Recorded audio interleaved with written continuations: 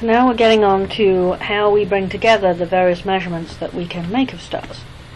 So we already talked about how stars are essentially black bodies, and that means that, according to the Stefan-Boltzmann law, the amount of flux of light coming through a unit area of surface is proportional to their temperature. We also know that from the spectrum that there is a spectral sequence, a range of temperatures. So if we're going from stars that are very hot, O and B stars up at 20-30,000 Kelvin, and we're going down to stars that are M-types, which are only 3,000 Kelvin, how much difference is there in the flux?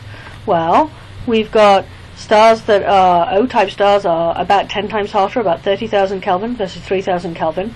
And so that means that there'll be T to the 4. It's the ratio of them, so it's 10 times brighter. It'll be 10 to the 4 times hotter. 10,000 times brighter for 10 times hotter. So an O star that's the same size as an M star will be 10 to the 4 times brighter. And so that's one of the things that we can actually test. We've got these two fundamental properties that we can measure. We can measure the luminosity, which is just the brightness. We've talked about different ways in which we measure it, but basically it's how much light is the star putting out, and we can measure its temperature from its spectrum or its color index. And by putting those two together, we can learn a lot about these stars.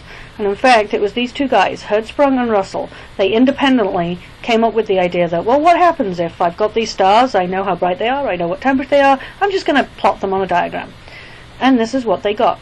So here we have temperature. Temperature is increasing to the left. The color scale is there to help you. So the red stars are on the right, the blue stars are on the left. It is increasing this way.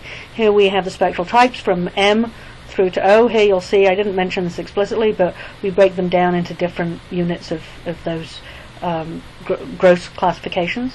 Here we've got the luminosity, so this is one solar, remember this is a sun sign, one solar luminosity, 100 times the sun's luminosity, 10,000, a million, and so on. Remember we talked about how stars range from 1,000,000 times brighter than the sun to 1,000,000th of the brightness of the sun, so this is basically that full range, and this is it in magnitudes, absolute magnitude. So here's the +5 for the sun, going down to +15 and up to -10.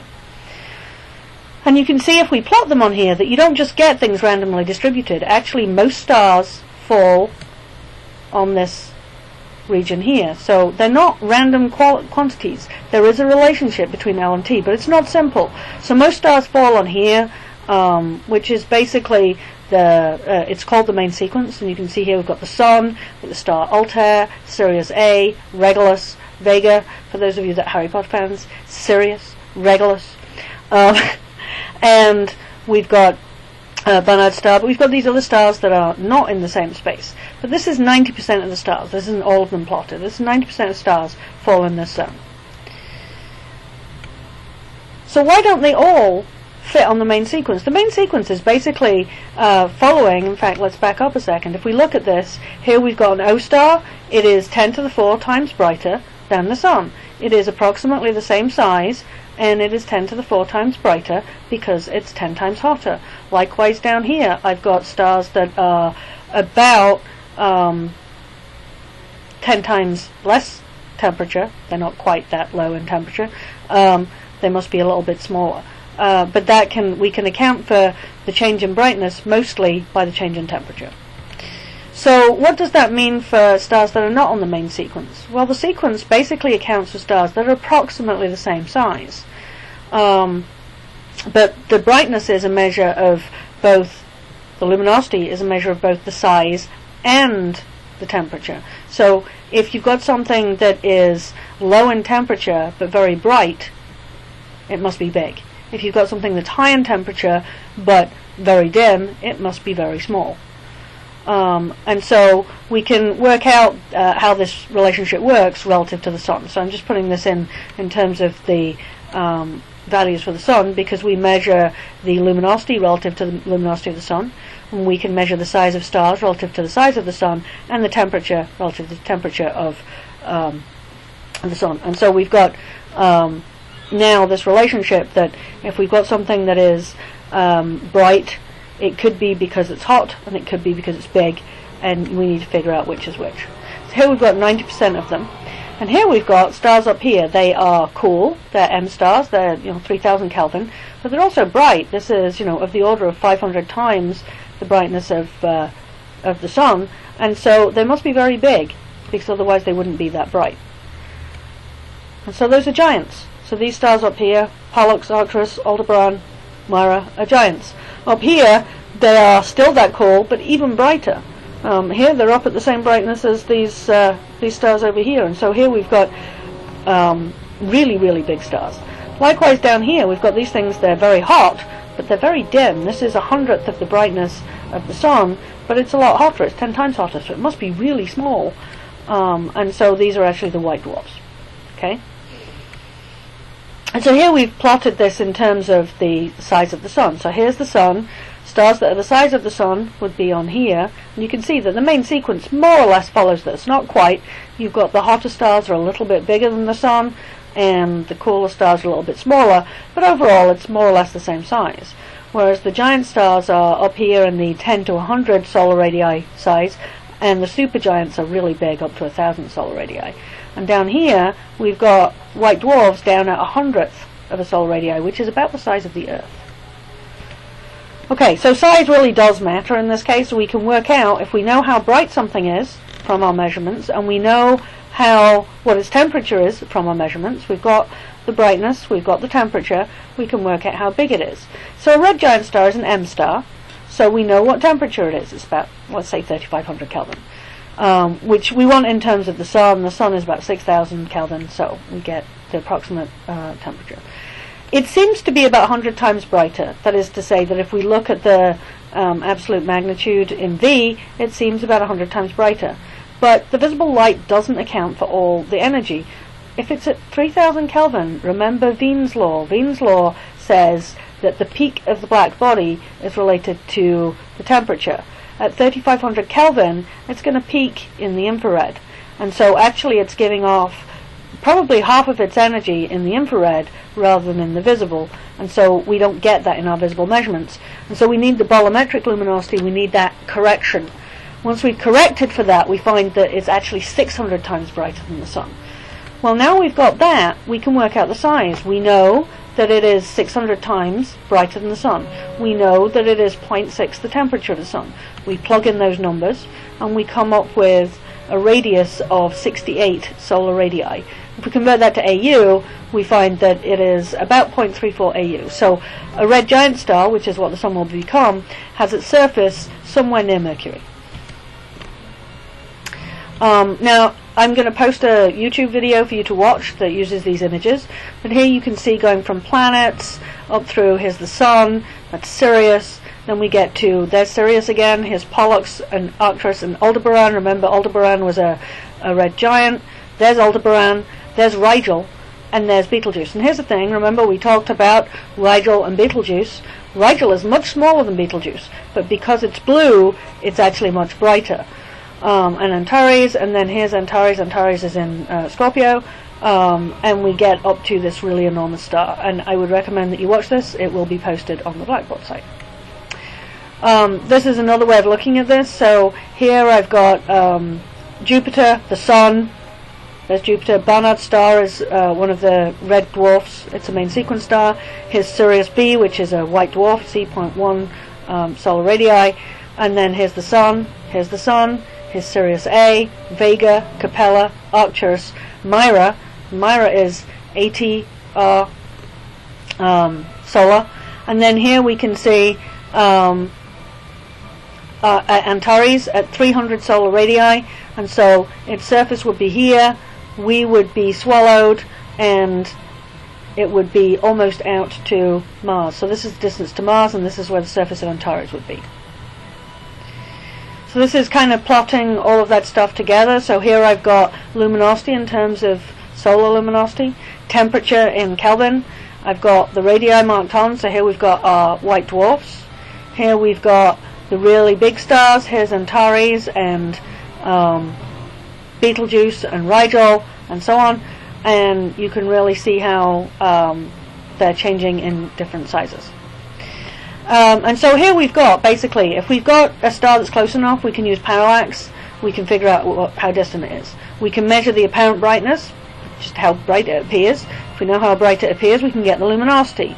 And we do have to do a bolometric correction. If we've got a spectrum, something we can measure, we can get the spectral type and the chemical composition. But we get the spectral type, which gives us the surface temperature. And now we've got the luminosity and the surface temperature. Bring them together, we get the radius. And by combining all of these things, we can find out all we need to know about stars. Now, the next thing we're going to talk about is a subtle idea that allows us to go a little bit further, because one of the trickiest things to measure in astronomy is the distance to something. And so this is a different way of figuring out how bright something is.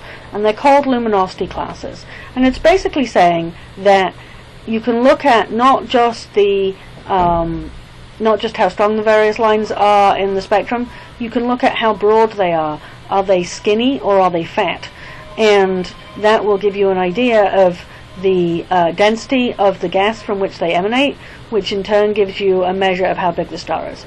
So basically the rationale is a supergiant, a really big star, is less dense than a giant star, which is less dense than a main sequence star. Think of this as being, the Sun is currently a main sequence star, it will become a red giant star. When it becomes a red giant star, it still has the same mass, but it's spread out over a much bigger volume, so its density is much lower, and so you get less collisions. So you have less collisions between the atoms in the atmosphere of a supergiant compared to a giant, and less in a giant compared to a main sequence star. And so when you have collisions, you're actually distributing that energy. So we know that the distribution of speeds that something has is spread out in this Maxwellian distribution. We looked at that for the atmospheres. But exactly the shape of that Maxwellian distribution depends on the density. And so if you have a high density, you will have a broader distribution of speeds that your atoms will have, and that will give rise to a broader distribution of lines. And so what you get is that your line gets fatter because you have more speeds, and so you have more Doppler effect on those lines. And so when you have something that's very low density, then you have very narrow lines, but when you have something that's higher density, its lines will be broadened by these collisions. So here we see we've got this is H gamma and H delta, but these are hydrogen lines. They're both the same in terms of the ratio of them. These are stars with the same spectral type, but this one is skinny and this one is fat. This one is skinny, this one is fat. And so this one is skinny, it doesn't get broadened much, it's low density, it's a supergiant. This one is a main sequence star. So what we can do is we can say, okay, based on the fatness of the lines, we can designate a luminosity class, and we say that if they have a certain thickness, then they'll be supergiants. Slightly fatter will give you bright giants. Slightly fatter still gives you giants. Then you have subgiants and main sequence. Now, I want to point this out, that in some older books and papers, you'll find them called dwarfs. That's disappeared as we've started to understand some new types of stars. But this is kind of showing you this on the HR diagram. So again, brightness, temperature, here's the main sequence. So for the main sequence, you actually have things that are bright and not so bright. Whereas for the luminous supergiants, these are all going to be at basically the same brightness.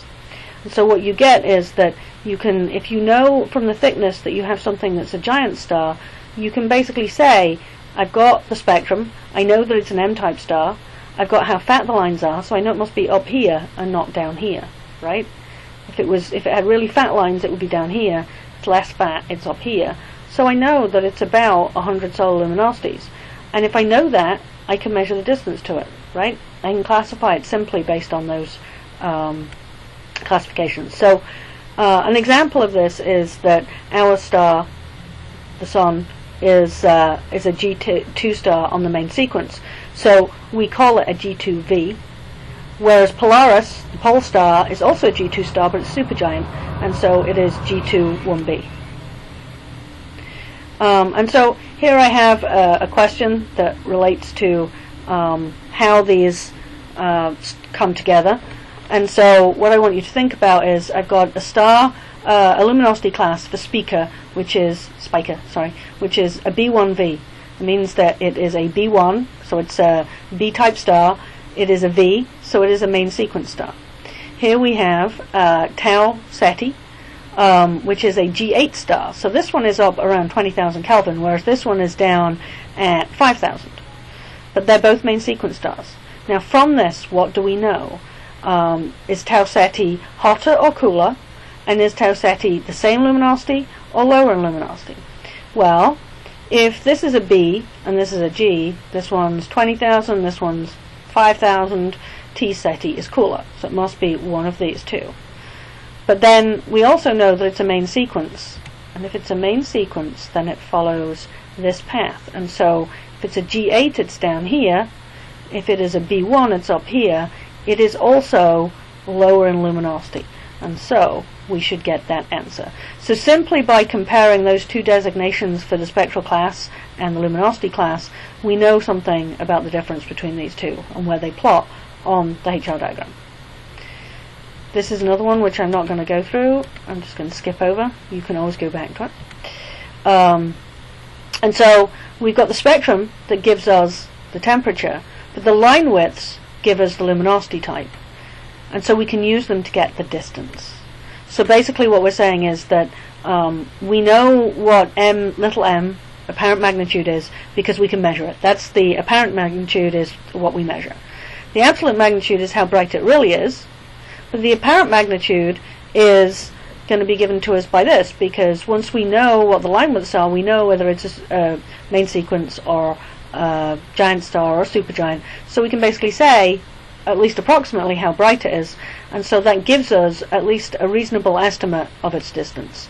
And so by simply taking a good spectrum, we get the distance d. And we can calibrate this. We can basically say there are enough stars for which we have trigonometric parallax to prove that this works. So just empirically, we know that that argument works, and that the luminosity type is a valid way of thinking about the broadening of the lines. And so here's that flowchart again. So now I'm just taking the spectrum and the brightness. I don't need a distance, and I can get the distance and the radius out of those two. And so the last thing that we're going to do in this set of clips is the census of stars. So here I've got, this is kind of a 3D version of a HR diagram. So here's the HR diagram in 2D. There's the luminosity classes, there's the absolute magnitude, the sun is at 5, and here it's got drawn in basically how many things there are in each bin. So there are way more red dwarfs, which are the red stars at the bottom end of the main sequence, than there are anything else. As you move on up through these, we've got less orange main sequence, less still yellow, and as we go on up, the main sequence at the top is so low population that in this scale you just don't see anything. Likewise with the giants and supergiants, there are so few of them that you don't see anything compared to how many red dwarfs we have. But the white dwarfs over here, those very low luminosity hot things, there's actually quite a lot of them. And so any understanding that we have of stars has to explain these things. So we've got lots and lots of faint red stars, they're the most common, very, very few hot blue stars, and very, very few giants and supergiants. And we need to be able to explain that distribution of objects in any sort of explanation for what we have around. And that's it for this week's class.